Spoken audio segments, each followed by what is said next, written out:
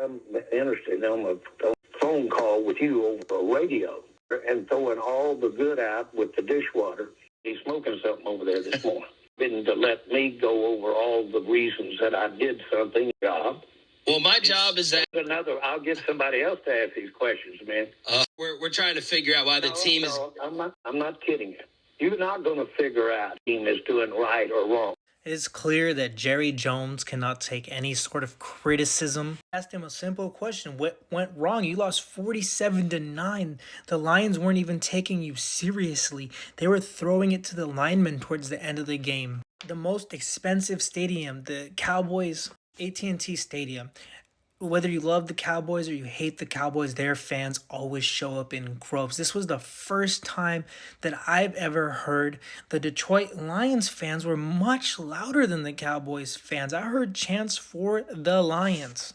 It's clear that Jerry Jones can't take criticism, but to threaten to fire a radio host for asking questions, like that, you don't threaten someone's livelihood because you can't take criticism.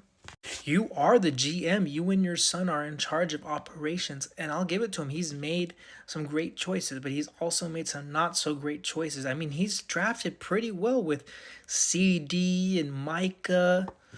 He drafted Diggs. He's made some great decisions, but at the end of the day, he's also made some terrible decisions. You let Tony Pollard go. Fine, Tony was coming off a big injury, but Derrick Henry wanted to go to the Cowboys, and it wasn't like a super duper huge contract. He said that his choice of option was the Cowboys, but the Cowboys said we're not interested. So what happens? He goes to the Ravens and he's doing what he does. He is a Hall of Fame running back who is not that old and is still running very hard. He won a Heisman. Most people think a running back has not won a Heisman since Reggie Bush, but no.